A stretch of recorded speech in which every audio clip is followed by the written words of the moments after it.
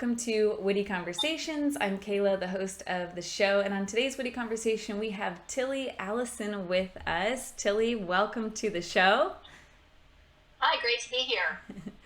Well, on today's show, we have an exciting topic. It's overcoming poor habits when it comes to trading. And if you think that this is going to be an easy endeavor, it's very easy to pick up poor habits just based on the natural way you are, or just the way that the markets, kind of they can be tricky sometimes. So it's important to have a system and a way to overcome these habits and really just to connect with other people about what they've overcome, and that's why we have Tilly here with us today. So Tilly is a recent mom. She's got a little guy, 2 years old, is it? Yes, Tommaso's almost two. So he sure keeps her busy aside from her trading life, and she's a trader. She's an instructor with Online Trading Academy, so she's pretty much a superstar. But Tilly, would you tell us what it is that you trade and how long you have been trading for? Yes, I actively trade ETFs, options, and futures, and passively trade mutual funds, fixed income, corporate, and traditional treasury bond ladders because I manage different portfolios, and some of them are better fit for short-term active management, and others are more passive management. And I began trading, I think, roughly in 2003, but that was after a few years of learning about money. I really began right after the dot-com bubble, during that whole just shenanigans. Started to learn about money, like money shows like Zig Ziglar and stuff like. Oh, Robert Kiyosaki it was, I think, that in Robert Kiyosaki, seminar about money. Online Trading Academy at that point wasn't yet as popular as it is today, and so that really piqued me and a dear friend of mine our interest in diving in and learning more about money, specifically financial products. That's great. I mean, you've had a lot of experience. Obviously, you trade a bunch of different things, manage a bunch of different portfolios, so you've got a lot of experience that we can glean from. So, reminiscing on your days of trading, what were some of your kind of worst trading habits that you picked up? Oh my goodness! So, whenever you ask me that, I'm sure that everyone here listening and watching can remember something like it was yesterday, and your hands still start to sweat and everything. So I realized pretty early on that I like to click the mouse, and it was very exciting, very fun. That if you click the mouse, we can buy or sell something in real time, which is absolutely amazing, and it's something as cool as like the Dow Jones or the S&P 500. And I really was very trigger happy. And it took me a while to recognize that over trading was very costly and would ruin my ability to be able to manage a portfolio. Yeah, so over trading, so too much clicking the mouse for sure is a big one for me. It's interesting, that actually wasn't necessarily my trading habit. I think I was on the other side where I was a little more fearful to dive in. And I think that's actually, there's like extremes there. There's over trading, clicking the mouse too much, and then there's sort of under trading in a way where you're trying to find the perfect opportunity, and you know how the markets are. So anyways, that was more my struggle. And it's something I actually still have to work on today. Sometimes I have to gotta take the calculated risk. It's always a risk, but we work through it mentally, but at some point just gotta trust it, push the button and go for it. You're not only an instructor, you're also student support at your local center. So is there something that you notice, common themes among your students that, their struggles and their poor trading habits, and in particular women? Is there something that you see among women that they seem to struggle with trading and investing? Yeah, well, it's really crazy because the market, the stock market, the bond market, the currency market doesn't care about our gender, doesn't care how funny we are, Right, doesn't right. care how smart we are. But what we recognize, especially in the classroom and outside the classroom, talking to others that are managing their portfolio and learning to trade, is that women tend to be a little more aware that their emotions might get into play, and I see though they hide it though as well too. So it's kind of like women generally give the impression that they're aware that there could be a lot of emotions involved, whereas men, a lot of them are very outspoken, and they just tend to express the opinion rather than to think about it. So with women tending to be more mentally maybe aware of it, They can also hide it better, which then can be an actual more difficult situation to manage. You know, Sure. if a guy's real outspoken, and some women are real outspoken too, but not necessarily about their emotions, because, you know, in our society that we live in, we've learned to behave in said way that's more socio-politically correct. Yeah, definitely. I also think that on along those lines, something that's helped me overcome some, you know, I guess I should just say slumps in trading or even just trying to read the markets, whatever it was connecting with people, being kind of outspoken, but talking with the people around me, having some sort of a community was really helpful for me.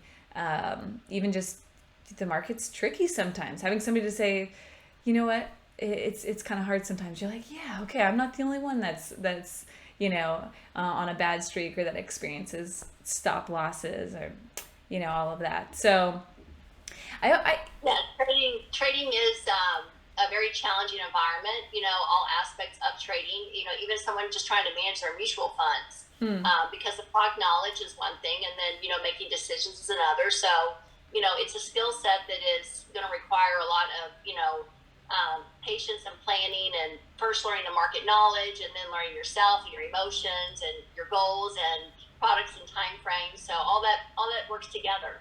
absolutely. And it's a whole new thing when you get started trading and learning something. It's something that's not taught in the education system. I feel like we say that in almost every episode of the podcast is this isn't taught in the education system, even though it's really important for our lives. Even if it's not you're actively trading, but just knowing that your money in the bank means you're long the dollar. So what does that even mean? Or buying gas, going to the grocery store, whatever it is, these things actually do, affect us. It affects you on a daily basis. So having some sort of a knowledge of that is really important, but it's not taught in our education system. So getting started, it can be take a little bit of time there, and we do have to have the patience there to, you know, learn the knowledge, turn that knowledge into skill, and so on and so forth. Yeah, I mean, learning to manage a portfolio, I always remind everyone, it's like learning to, maintain your car. How many of us take our car down to the dealer or the shop to get oil change or maintenance on a, muffler, whatever, exhaust, and then all of a sudden you're going to, quote, learn to do it yourself. We sure don't want anyone going in the garage just trying to figure it out. That, someone gets proper skills, proper training, and they have a specialized approach to things. And that's truly what one would like to accomplish in their own portfolio management. Yeah, that's a great analogy. I think also on the line of patience, just something I notice among students is it's really easy to not be patient with your trading. So, patience to learn the skill and so forth. But when you're actually, you put an order on, I know for me in my early on days, I'd put a trade on, price wouldn't get there, but it would turn, kind of nearby, and I'd be like, oh man, I just barely missed it. So I'd get in and I'd widen my risk, by just pushing the button and getting in. And a lot of times price would end up getting back to my original zone. And then I'm like super annoyed because I should have just left the zone I originally had and not have been, impatient about it. And that was a big struggle for me at the beginning of my trading, for sure, was that patience and discipline to wait for price to come to me instead of me chasing price. So Right, absolutely. That's real common. Yeah. Well, I thought I was the queen of moving stops, but it sounds like you're like we're both quick to that. And yeah, to recognize that the risk amount per trade relative to being right is quite a dynamic formula. And then finding out what fits in the right time frames and all that. And I always say you're always right, just not right now. oh, that's good. I like that. It's a little play on words there. I like that. So important thing is, I mean, we can recognize these different aspects or different habits that we could acquire, poor habits, and it's going to depend on your personality type. I think a lot of times the kinds of habits that you acquire. If you're somebody who's a risk taker, you're going to probably have the poor habit of clicking the button too often. And if you're on the other side of that you're a little more fear oriented, which I think women can be because they're thinking about all the things that they've got to take care of, and a loss in their account might mean they can't pay for something for their kid, or something like that. So women think a lot about security, and I think sometimes that can make women a little more fear-based, or that's been my experience many times. So important thing is we can recognize all of these different poor trading habits, but we need to know how to conquer them and overcome them. So what are some of the ways that you have gotten over your poor habits, or even things that you might suggest to your students on how to overcome their poor habits? Yeah, so poor habits impact our lives and in all aspects of life. Maybe you have a habit of driving your car too fast or anything like that. You get speeding tickets. So, behavioral finance and behavioral in life is parallel. So whenever we recognize that we have a pattern of behavior that is, and I'm not a psychologist, I tried that in college and didn't agree with my instructor. So anyway, we go that route. But behavioral finance and behavior, we all know that we can anticipate what someone's going to do oftentimes before they do it, just based off their behavior. So whenever we recognize a habit or a pattern that is not getting the result that we want, we have to change it. And I personally suggest substitution, doing something else differently. Definitely. I think I like that substitution. I think also it's a lot of times changing your perspective. I know for somebody, like I just mentioned, I'm more of a fear-based person. When I make decisions, I'm like, oh, what if this happens because I make this decision? Where somebody who's a risk taker would say, what if I don't take this trade? I'm like, what if I do take this trade and something bad happens? The risk taker says, what if I don't take this trade and I miss out? So, so having those two, and being a what if person, I mean, I talk through what ifs all the time. I'm still going to have that question even after the opportunity passes. So before the opportunity comes along, I'm like, what if I take this? Then what would happen? Then the opportunity passes, and I think to myself, what if I would have done that? What if I would have taken that trade? So for the people that are what ifers, if you're like me, then just keep that perspective in mind. Is gonna help you make the decision beforehand. That's something that's for me that I've noticed. But yeah, just changing your mindset, changing your perspective, recognizing that it's a lot of times probabilities, and kind of putting those mechanisms in place. How do you feel about trading journals? Is that something that you see work among your students? Is that something that you've done potentially? Yeah, 100%. I encourage everyone in all aspects of life, if we're working on something, we need to write down our thoughts and our feelings and our actions and the results so we can modify and make changes. We only remember a small part of our day, each and every day. And so whenever we're trying to do something to develop a skill, we need to write down what we did so we can review it. We have a wonderful process at the Academy for trade review, and we require written notes and a picture both. And whenever we do that in our own trading and do self-review, it truly helps us bring to attention what's working and not working, and we can actually work on it. So journaling, critically important. Love it very much. Any type of note-taking to recognize. You mentioned am I a fire-ready aim person? Fire-ready aim people, they act and then they know the end result, what the most cost might be, so they can assess that. And financials, that's really important because a person like you that actually thinks the what if and actually goes through that process is amazing. Other people, they click them out, and knowing how much capital is put at risk can really change someone's trading style. So trading style may need to be changed to modify that person's personality. Maybe they want to trade a certain style and they try it, and they realize it's not a good fit for their personal psychology, their ability to manage risk, things like that.